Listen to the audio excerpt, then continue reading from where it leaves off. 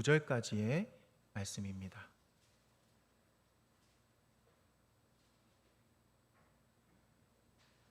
요한복음 6장 60절에서 69절까지의 말씀을 우리가 서로 교독하기를 원하는데요. 제가 먼저 읽고 우리 함께 교독하며 나아가도록 하겠습니다. 제자 중 여럿이 듣고 말하되 이 말씀은 어렵도다. 누가 들을 수 있느냐 한데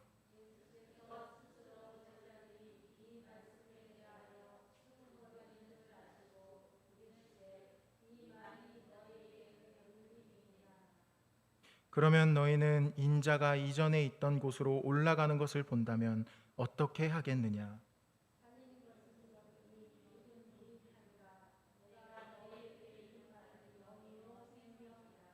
그러나 너희 중에 믿지 아니하는 자들이 있느니라 하시니 이는 예수께서 믿지 아니하는 자들이 누구며 자기를 팔 자가 누구인지 처음부터 아심이로라.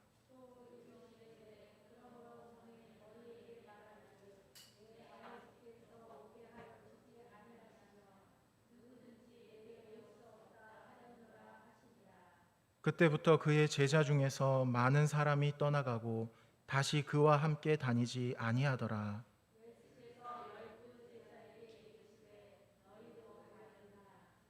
시몬 베드로가 대답하되 주여 영생의 말씀이 주께 있사오니 우리가 누구에게로 가오리이까? 우리가 주는 하나님의 거룩하신 자이신 줄 믿고 알았사옵나이다. 아멘. 오늘도 이 3일 예배 귀한 자리에 나오신 여러분들 환영하고 축복합니다. 우리 옆에 분들과 우리 환영의 축복의 인사 나누도록 하겠습니다. 예수님 이름으로 환영하고 축복합니다. 예수님 이름으로 환영하고 축복합니다.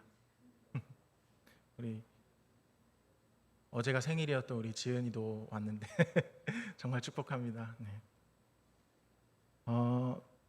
오늘 이 말씀을 준비하면서 원래 제가 이제 생각했던 제목은 하나님께 절대로 버림받지 않는 방법, 이런 제목이었습니다. 근데 아까도 이제 보셨고 주보에도 나온 것처럼 이제 가는 자 오는 자라는 제목으로 제가 바꾸게 되었는데 이 제목이 너무 좀 한 방향으로만 흘러가는 것 같아서 그렇게 바꾼 거였습니다. 그런데 제가 처음에 하나님께 절대로 버림받지 않는 방법이라고 하려고 했던 이유가 있습니다. 실제로 저조차도 그런 고민을 많이 했었고요. 그리고 아무것도 제가 확신할 수 없던 순간에 오늘 우리가 함께 읽은 이 말씀을 보면서 제가 확신을 얻었고 그리고 엄청난 힘을 제가 얻었기 때문입니다. 여러분들도 아시다시피 하나님께서는 창세전에 이미 구원받을 자들을 다 선택해 두셨습니다. 그리고 버릴 자들도 하나님께서 선택해 두셨습니다. 그렇다면은 여기서 내가 선택받은 사람이라는 걸 어떻게 알 수 있을까요? 사실 이 대답은 어떻게 보면 좀 쉬운 대답입니다. 왜냐하면은 내가 지금 이 자리에 예배드리러 왔고 내가 매일매일 예수님의 이름을 부르짖고 또한 이 영상으로 이 자리에서 하나님을 예배할 때 정말 기쁨이 넘치는 내 자신을 바라보면은 내가 믿음이 있구나. 하나님이 나를 선택하셔서 나한테 믿음을 주셨구나. 이렇게 우리는 알 수 있습니다. 그런데 문제는 이제 우리의 신앙이 아주 가끔 혹은 이따금씩 흔들리기도 한다는 것입니다. 어떤 현실적인 어려움 때문에 또는 내가 받은 어떤 큰 상처 때문에 또는 아무리 기도해도 이루어지지 않는 어떤 그런 답답함 때문에 우리의 신앙은 흔들리기도 하고 때로는 무너지기도 합니다. 저의 고민은 바로 이제 이 순간에 시작되었습니다. 나는 택자라고 믿었는데 하나님이 나를 절대 버릴 수가 없다라고 믿었는데 왜 나는 지금 영적 침체를 경험하는가? 나는 하나님이 선택한 자녀로서 흔들리지 않고 천국까지 갈 줄 알았는데 왜 나는 이 작은 고민에 이토록 힘들어하는가? 혹시 나는 버림받은 사람은 아닐까라는 생각을 그때 처음 하게 되었습니다. 바로 그때 제가 보게 된 말씀이 바로 오늘 우리가 함께 읽은 말씀입니다. 그 중에서 우리가 65절 말씀을 우리가 한번 읽어봤으면 좋겠는데요. 우리 한 목소리로 같이 읽어보겠습니다. 시작. 또 이르시되 그러므로 전에 너희에게 말하기를 내 아버지께서 오게 하여 주지 아니하시면 누구든지 내게 올 수 없다 하였노라 하시니라. 아멘. 내 아버지께서 오게 하여 주지 아니하시면 누구든지 내게 올 수 없다. 이 말씀을 보고 정말 어둡던 제 마음이 환히 밝혀지는 것처럼 느껴졌습니다. 신앙의 위기를 겪을 때 저는 이 말씀이, 이 구절 하나가 엄청난 무기로 우리에게 역사할 수 있다고 저는 믿습니다. 내 아버지께서 오게 하여 주지 아니하시면 누구든지 내게 올 수 없다라는 말의 뜻은 하나님께서 우리를 예수님께로 주셨기 때문에, 하나님께서 예수님께로 우리를 주셔야만 우리는 예수님께로 갈 수 있다, 이런 뜻입니다. 우리는 우리의 신앙이 우리의 의지로, 우리의 결정으로, 우리의 생각으로 거기까지 간 줄 알았는데 그게 아니라 아버지께서 우리의 마음을 열어주시고, 아버지께서 우리의 고개를 돌려주시고, 아버지께서 예수님을 바라볼 수 있도록 우리의 생각을 고정해 주셔서 우리가 예수님께 나아갈 수 있었던 것입니다. 그래서 이분이 왜 귀한지, 이분이 왜 내 인생에 그토록 소중한지, 이분이 왜 내 모든 걸 포기할 정도로 그토록 가치 있는지는 아버지께서 우리를 예수님께로 보내주시지 않으면 절대로 알지 못합니다. 우리는 세상 사람들이 정말 똑같이 우리처럼 신앙을 그렇게 쉽게 가질 수 있을 거라고 생각할 수도 있지만 하나님께서 하시는 일이기 때문에 예수님을 믿는 그 믿음 자체가 초자연적인 일이고 기적이고 역사인 것입니다.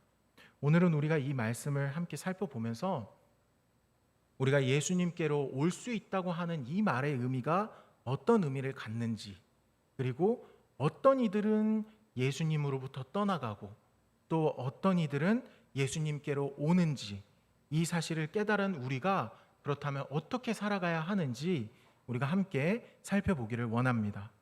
이 말씀을 잘 이해하기 위해서는 우리가 60절에서 69절까지밖에 읽진 않았지만 우리가 6장 전체를 좀 전반적으로 볼 필요가 있습니다. 그래서 이제 제가 틈틈이 곳곳에 있는 구절들을 여기 앞에도 띄워드리고 함께 읽어볼 텐데 우리가 6장 곳곳을 같이 읽어가면서 한번 함께 살펴보겠습니다. 지금 이 대화가 오고 가고 있는 장소는 가버나움이라고 하는 곳입니다. 가버나움이라고 하고 있는 곳의 회당에서 이 대화가 지금 이루어지고 있습니다. 예수님께서는 지금 제가 이렇게 설교하고 있는 것처럼 그 가버나움 회당에서, 유대인들의 회당 그 안에서 설교를 하셨습니다. 수많은 사람들이 모여서 예수님의 설교를 들었습니다. 그렇게 많은 사람들이 모일 수 있었던 것은 예수님께서 이 가버나움이라고 하는 동네로 오시기 이전에 저 바다 건너편에 있는 곳에서 우리가 정말 잘 아는 오병이어의 사건을 보여주시고 그리고 이곳으로 오셨기 때문입니다.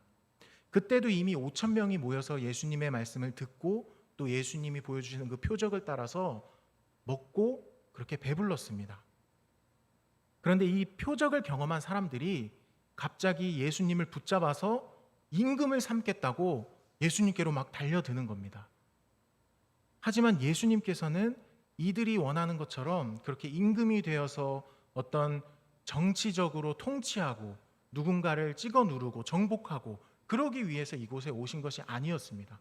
그게 예수님의 사역의 목적이 아니었기 때문에 예수님께서는 자신을 향해 달려드는 그 사람들을 피해서 이제 산으로 올라가서 기도하시고 갈릴리 바다를 건너서 제자들과 함께 오늘 이 대화가 이루어지고 있는 가버나움으로 오신 것입니다. 그런데 예수님을 임금으로 삼으려 했던 그 무리들이 이튿날에 예수님을 찾다가 해변가에 배가 사라졌다는 것을 발견합니다.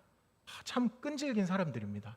그렇게 배가 사라졌다는 것을 발견하고는 자기들도 배를 타고 가버나움을 향해서 예수님을 찾아서 이제 넘어오게 됩니다.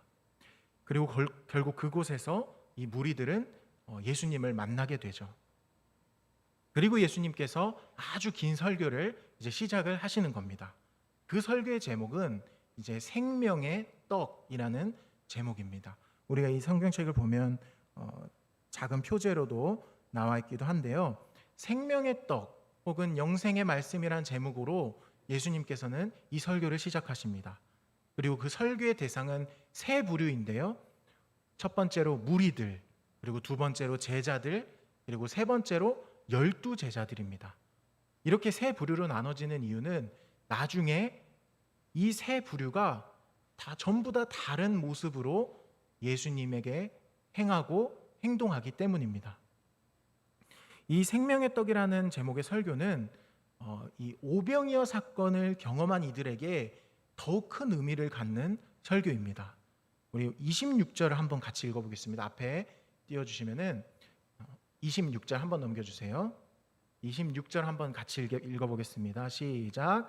예수께서 대답하여 이르시되 내가 진실로 진실로 너희에게 이르노니 너희가 나를 찾는 것은 표적을 본 까닭이 아니요 떡을 먹고 배부른 까닭이로다. 아멘. 이 문장에는 사실 예수님이 지금 하시려는 말의 그 의도가 밝히 드러나지 않습니다. 언뜻 보기에는 그래 너희가 배불러서 나를 찾아왔구나 마치 이렇게 좀 자비롭게 말씀하시는 것처럼 들리지만 사실 저 말씀은 무슨 뜻이냐면은 이 무리들을 향해서 예수님이 어느 정도 꾸중을 하고 있는 말씀입니다. 이게 무슨 의미냐면은 이런 뜻입니다. 너희들이 나를 찾는 이유가 그 오병이어 사건을 너희 영혼을 구원할 메시아로서 너희에게 보여준 영적인 표적으로 여기지 않고 너희가 그냥 떡을 먹고 배불러서 나를 통해서 어떤 물질적인 이득을 더 얻으려고 나한테 왔구나 이런 뜻입니다. 예수님께서는 오병이어 사건을 베푸실 때 그저 먹고 배부르고 그렇게 행복하게 지내라 그렇게 기적을 베푸신 게 아닙니다. 예수님께서는 그 오병이어 기적을 통해서 이 무리들이 예수님께서 영혼을 구원할 메시아라는 것을 깨닫고 영혼을 위해서 예수님을 믿고 의지하기를 바라시면서 이 표적을 행하신 것입니다. 그런데 이 무리들은 그것은 전혀 알지 못하고 그저 그 아까 주셨던 그 떡, 어제 주셨던 그 떡, 오늘도 주십시오. 내일도 주십시오. 그냥 우리 임금이 돼서 그냥 매일같이 그 배부르게 좀 해주시면 안 됩니까? 하고 찾아온 것입니다. 그러니까 예수님께서는 27절에서도 썩을 양식을 위하여 일하지 말고 영생하도록 있는 양식을 위하여 하라라고 하시는 겁니다. 이렇게 말해도 무리들은 계속해서 표적을 달라고 요구합니다. 옛날에 모세가 우리한테 만나를 내려줬던 것처럼 당신도 우리한테 그것 좀 내려주십시오. 당신도 우리를 좀 배부르게 해주고 우리가 좀 불평불만해도 좀 받아주고 그냥 그렇게 우리 좀 편하게 살게 해주면 안 됩니까? 라고 지금 예수님께 적반하장으로 요구를 하기 시작한 것이죠. 그러자 예수님께서 이렇게 말씀하십니다. 35절 말씀 제가 읽겠습니다.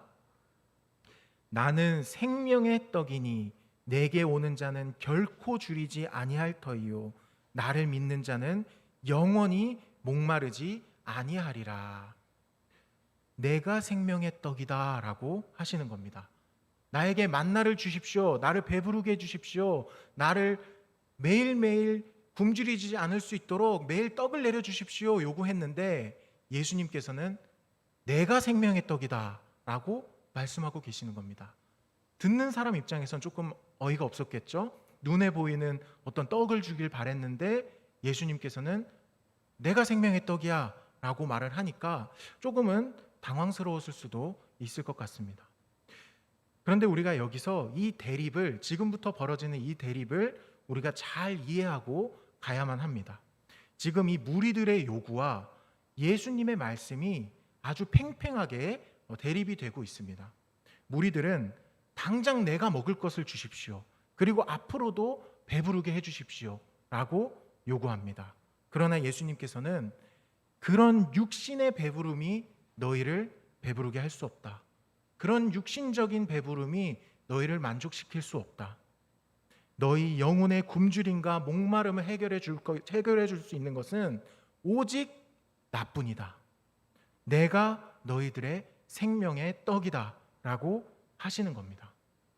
너희들은 나의 표적, 나의 손, 내가 주는 것들을 원하지만 그런 것들이 너희를 채울 수 없다. 나를 구하여라. 나를 원하고 나를 먹어라 라고 예수님께서는 말씀하시는 겁니다.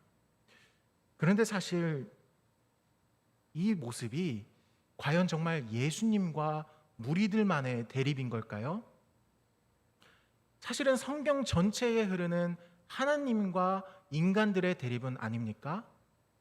더 나아가서 지금 믿음을 가지고 살아가는 우리들과 하나님의 대립은 또 아닙니까? 사람들은 어찌됐든 눈에 보이는 것을 원합니다. 그건 저도 마찬가지죠. 어떤 표적을 원하고 기적을 원하고 특별히 내 삶의 문제가 해결되고 성경 전체를 보면 결국은 하나님을 제대로 믿지 못해서 그런 표적을 요구하는 내용이 거의 대부분입니다. 예수님을 믿어서 얻을 수 있는 이득을 원하고 있는 것입니다. 나를 배부르게 해주고 나를 만족하게 해주고 명성과 부를 얻을 수 있게 해주기를 우리는 간절히 원합니다. 그러나 오늘 예수님께서 말씀하십니다. 정말 중요한 말씀이어서 우리가 함께 한 목소리로 좀 길지만 읽어봤으면 좋겠습니다. 우리 48절에서 51절까지의 말씀을 한 목소리로 읽겠습니다. 시작. 내가 곧 생명의 떡이니라. 너희 조상들은 광야에서 만나를 먹었어도 죽었거니와 이는 하늘에서 내려오는 떡이니 사람으로 하여금 먹고 죽지 아니하게 하는 것이니라. 나는 하늘에서 내려온 살아있는 떡이니 사람이 이 떡을 먹으면 영생하리라. 내가 줄 떡은 곧 세상의 생명을 위한 내 살이니라 하시니라. 아멘. 예수님의 이 피 맺힌 외침을 여러분 들으십니까? 우리의 관점과 예수님의 시각이 너무너무 다릅니다. 우리에게 생명을 주기 원하시고 영생을 주기 원하시는데 우리는 당장 오늘 내 배를 불릴 것을 예수님께 요구합니다. 당장 내 주머니를 불리고 내 앞길이 창창해지는 것을 원합니다. 근데 사실 예수님께서 그런 거를 못 주셔서 안 주시겠습니까? 예수님께서는 다 주실 수 있고 자기 자녀이니까 얼마나 더 채워주고 넘치게 부어주시겠습니까? 하지만 의사가 만약에 환자가 원하는 대로만 처방을 해준다면 어떻게 그 환자의 병이 나을 수 있겠습니까? 이것이 우리 인간을 향한 예수님의 진단입니다. 일단은 살고 보자. 일단은 너희 영혼이 죽어 있으니까 생명을 얻고 우리 그 다음을 생각해 보자.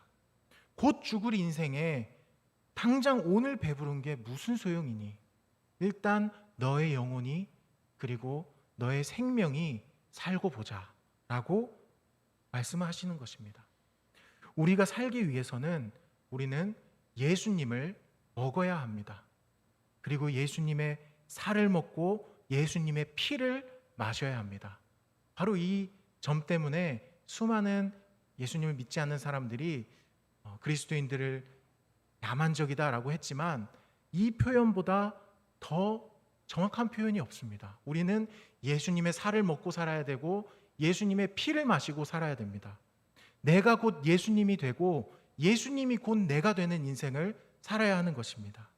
타락하여 죽어버린 내 삶은 이제 버려버리고 생명의 떡 대신 예수님이 우리의 인생을 휘어잡고 더 나아가서 우리는 이제 아예 없는 것처럼 사라지고 예수님이 우리의 인생을 붙들고 경영하시고 살아가셔야만 하는 겁니다. 예수님의 설교가 그렇게 끝이 났습니다. 예수님의 설교가 끝나니까 이제는 제자 중에 여럿이서 이렇게 말씀하기 시작합니다. 오늘 본문 60절 말씀 제가 읽어드리겠습니다. 제자 중 여럿이 듣고 말하되 이 말씀은 어렵도다. 누가 들을 수 있느냐 한데. 이때까지만 해도 12제자 외에도 예수님을 따르는 다수의 제자들이 있었습니다. 지역마다 이 무리들은 이제 지역마다 몰려드는 그 지역에서만 만날 수 있는 무리들이라고 한다면, 여기서 말하는 이 제자들은 12제자 이외에 예수님이 가시는 곳마다 같이 따라가서 같이 예수님의 말씀을 듣고 예수님의 가르침을 배우고 밤낮으로 예수님과 또 함께 살기도 하고 그렇게 예수님께 배웠던 제자들입니다. 그런데 예수님께서 밝히 말씀하시니까 제자들 중에도 거리낌이 일어난 것입니다. 어쩌면 제자들 중에서도 예수님을 왕으로 세워서 우리를 억압하고 있는 로마나 그리고 다른 사람들을 찍어 누르고 우뚝 서서 만국을 통치하기를 원하는 이들이 있었을 수도 있습니다. 예수님께서는 이제 전혀 숨기지 않으면서 더욱 밝히 말씀하십니다. 63절 말씀 우리 같이 읽어보겠습니다. 시작. 살리는 것은 영이니 육은 무익하니라. 내가 너희에게 이른 말은 영이요 생명이라. 육신이 다 쓸모없다 그런 뜻이 아닙니다. 영적인 배부름만이 우리 인생을 풍성하게 할 수 있다. 진정한 삶을 살게 한다. 중요한 건 영이다, 생명이다. 그걸 추구해야 한다라고 하시는 겁니다. 그리고는 초두에 함께 살펴봤던 말씀을 하십니다. 제가 읽겠습니다. 또 이르시되 그러므로 전에 너희에게 말하기를 내 아버지께서 오게 하여 주지 아니하시면 누구든지 내게 올 수 없다 하시니라. 이렇게 말씀하시는 겁니다. 예수님께서는 이 6장에서만 무려 이 똑같은 말씀을 3번이나 다르게 다른 표현으로 말씀을 하십니다. 37절, 44절, 65절에서 이 똑같은 말씀을 계속해서 반복하십니다. 이 말씀이 얼마나 중요한 말씀이면 예수님이 이 짧은 한 장 말씀에서 3번이나 반복을 하시겠습니까? 예수님의 말씀을 전혀 이해하지 못한 무리와 그 무리들과 다를 바 없었던 제자들은 예수님의 이 말씀에 시험에 들어버립니다. 그리고는 그의 제자 중에 많은 사람이 떠나가고 다시는 예수님과 함께 다니지 않게 되었습니다. 아버지께서 예수님께 주신 자만이 예수님께로 올 수 있습니다. 아버지께서 예수님께로 주시지 않은 자는 예수님께 가고 싶어도 심지어 바로 옆에서 밤낮으로 따라다녔어도 제자라고 불렸다 할지라도 예수님께로 올 수 없습니다.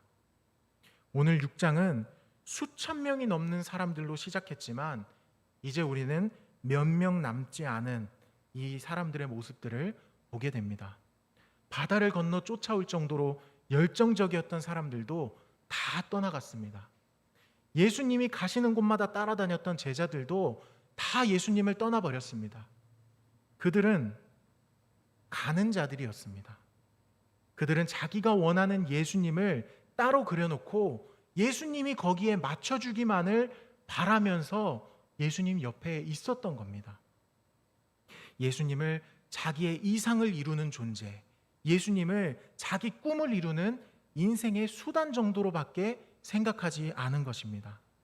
예수님한테는 아무 관심도 없고 예수님이 나한테 뭘 해줬나, 예수님이 나한테 뭘 해줄 수 있나, 그것만을 바라면서 예수님 옆에서 조용히 기다리고 있던 겁니다. 사랑하는 여러분, 우리는 절대 그래서는 안 됩니다. 이런 사람들은 언젠가 다 예수님을 떠나갑니다. 그렇다면 이제 우리는 어떻게 해야 할까요? 예수님께서 떠나가는 제자들을 보시고 뒤를 돌아보며 12제자들에게 물어보십니다. 너희도 가려느냐? 예수님을 따라가는 삶이 내 꿈과는 조금 다를 수 있습니다. 예수님을 따라가는 그 길이 내가 바라는 것들과는 조금 다를 수 있습니다. 나의 계획과는 전혀 무관한 삶을 살게 될 수도 있습니다.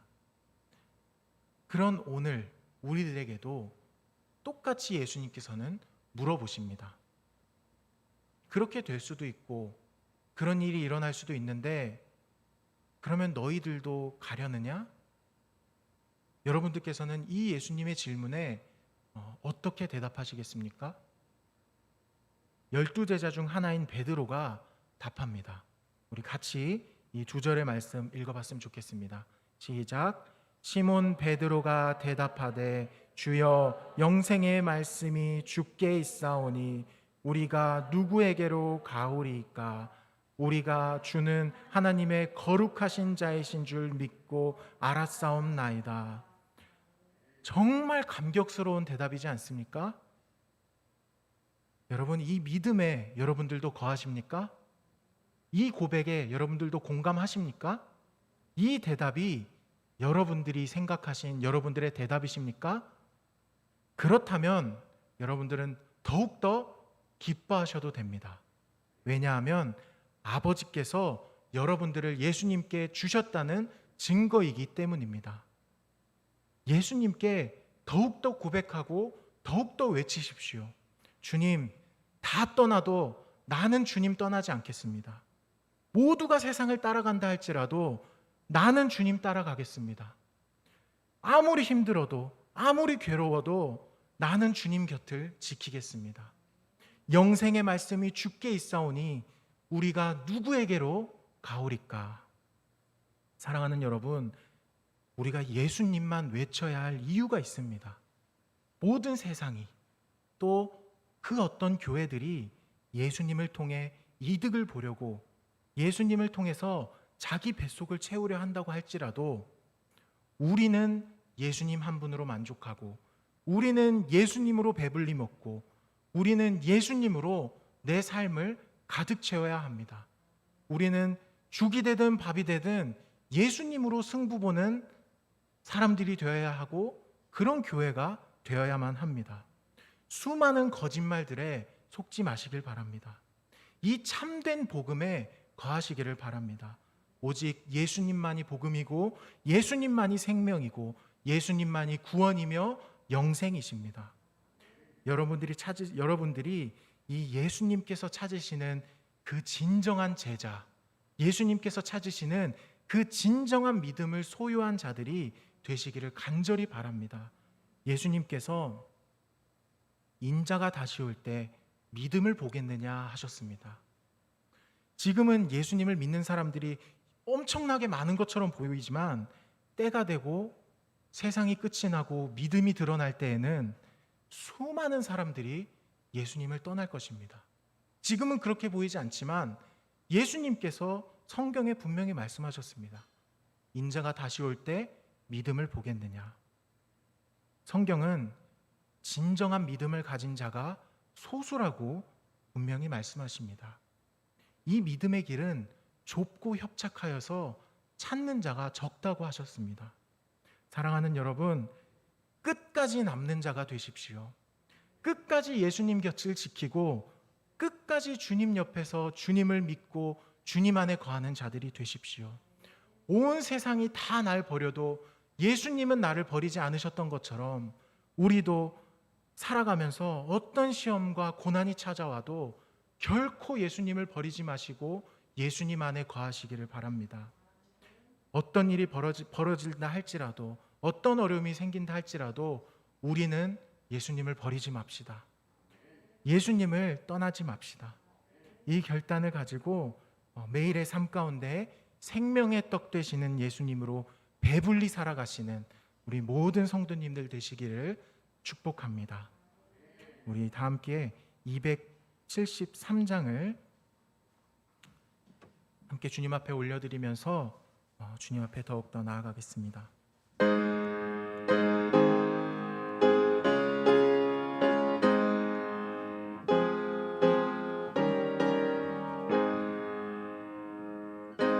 주를 멀리 떠났다 이제 옵니다.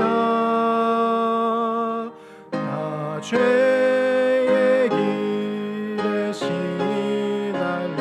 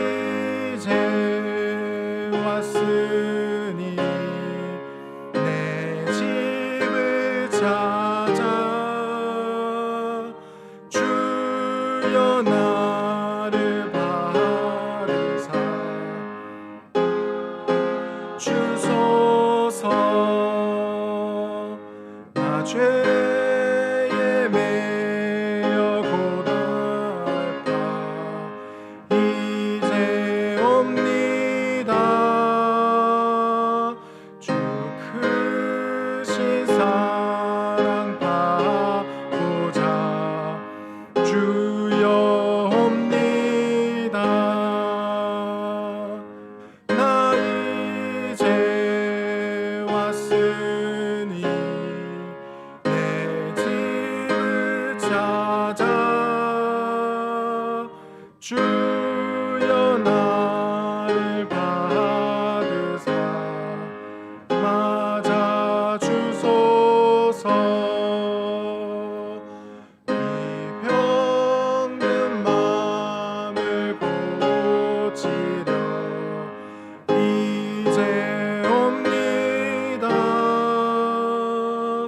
큰 힘과 소망 바라고 주여 옵니다. 나 이제 왔으니 내 집을 찾아 주여 나를 받으사 맞아 주소서. 나 바랄 것이 무언가 우리 주 예수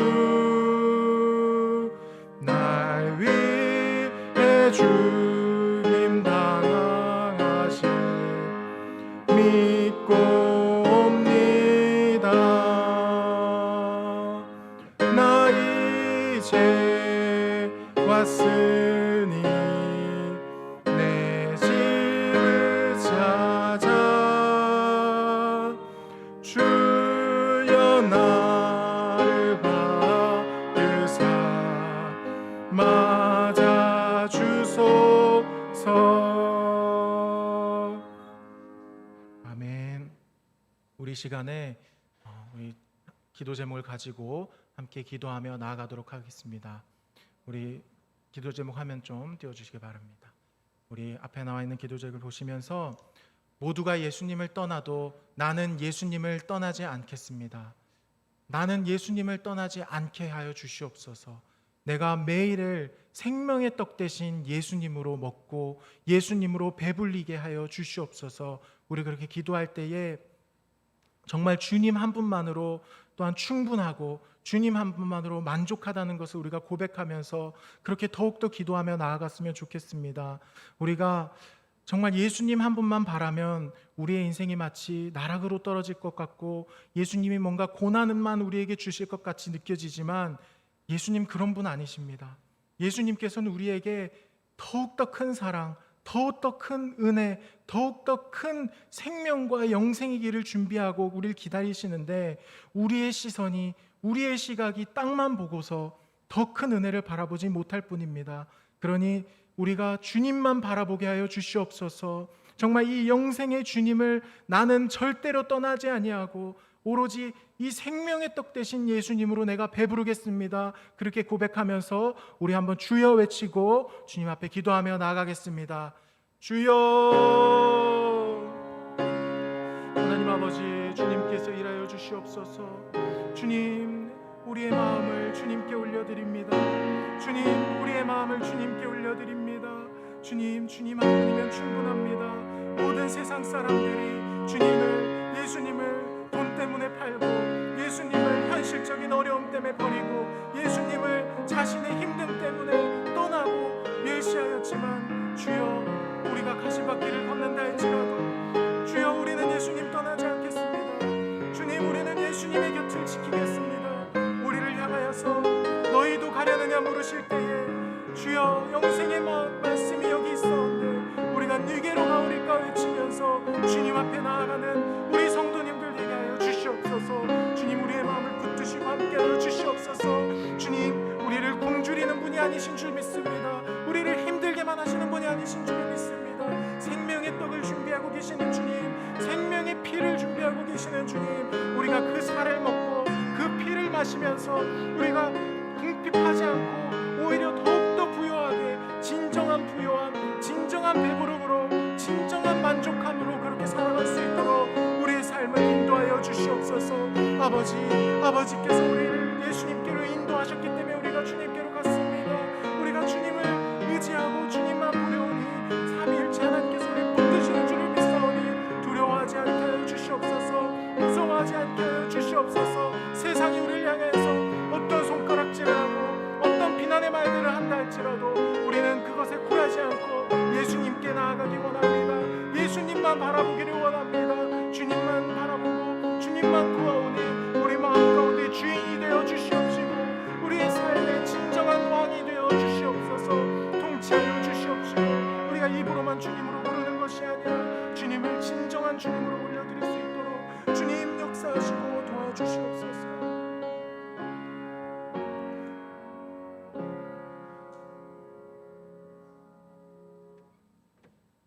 영광의 주 하나님, 너무나도 감사합니다. 우리가 이 자리에 나왔다는 것, 우리가 지금 예수님의 이름을 부르고 있다는 것, 이것 자체가 결코 하찮은 일이 아닌 줄을 믿습니다. 우리는 너무나도 부족하고 우리의 시각이 낮아서 이 일들이, 우리를 둘러싼 이 일들이 우리로부터 시작된 걸로 생각하지만 이 모든 일들을 시작한 분은 하나님이시고 예수님이시오니 우리가 그 주님을 의지하면서 더욱더 담대하게, 더욱더 용기 있게 그렇게 살아갈 수 있도록 도와주시옵소서. 또한 우리가 세상에 휩쓸려서 혹은 세상적인 다른 사람들에게 휩쓸려서 우리가 육신적으로 살지 않게 하여 주시옵소서. 우리가 영적으로 살게 하여 주시옵시고 그 영생을 추구하며 살게 하여 주시옵시고 진정한 생명으로 배부르며 살 수 있도록 도와주시옵소서. 온 세상이 우리를 향해서 비난하고 온 세상이 믿음을 버리고 그 풍족함으로 떠나간다 할지라도 우리는 진정한 부요함, 진정한 만족함, 진정한 생명 되시는 예수님을 결코 떠나지 않겠습니다. 우리는 주님을 절대 버리지 않겠습니다. 우리는 주님 옆에서 주님의 이름을 부르짖으며 주님을 전하며 그렇게 끝까지 살아가는 그 삶을 우리가 지키겠습니다. 우리를 붙드시고 함께하여 주시옵소서. 이 시간에 또한 주님 앞에 1,000번째 헌금과 감사 헌금으로 주님 앞에 올려드립니다. 유한용 집사님, 박선진 집사님, 유영준 학생, 유지은 어린이 주님 앞에 1,000번째 헌금 올려드립니다. 주님께서 이 가정 가운데 함께하여 주셔서 온전히 예수님이 주시는 그 생명의 떡이 넘치는 가정이 되게 하시고 또한 예수님의 피로 그 목마름을 적시고 진정한 만족함, 진정한 풍족함을 경험하는 그 가정이 될 수 있도록 도와주시옵소서. 또한 강성창 집사님 가정 1,000번째로 올려드립니다. 주님께서 정말 이 가정을 주님께서 돌봐주시옵시고 주님께서 또한 함께하여 주셔서 진정한 하나님께서 함께하여 주시는 그 동행의 기적이 또한 있도록 함께하여 주시옵소서. 강성창 집사님 오늘 ICQT 회사 이전 계약을 하게 하심에 감사드립니다. 하나님의 뜻을 따라 세워져가는 기업 되게 하옵시고 그의 나라와 의를 구하는 도구로 사용하여 주시옵소서. 감사 헌금 올려드렸습니다. 이 기업이, 이 회사가 주님 손에 붙들리는 회사가 되게 하여 주시옵소서. 우리의 삶의 주인이 예수님인 것처럼 이 기업의 주인이 예수님이 되셔서 온 세상이 이 기업을 바라보면서 예수님께로 돌아올 수 있는 그 능력의 축복이 넘치는 그 회사와 기업이 될 수 있도록 주님께서 함께하여 주시옵소서. 주님께서 또한 우리의 모든 마음을 아시는 줄을 믿사오니 주님 우리의 마음 가운데 임재하시고 우리의 모든 삶 가운데 주님께서 주시는 충만함으로 채워 주시옵소서. 감사하며 예수님 이름으로 기도합니다. 아멘. 하늘에 계신 우리 아버지여, 이름이 거룩히 여김을 받으시오며 나라에 임하옵시며 뜻이 하늘에서 이룬 것 같이 땅에서도 이루어지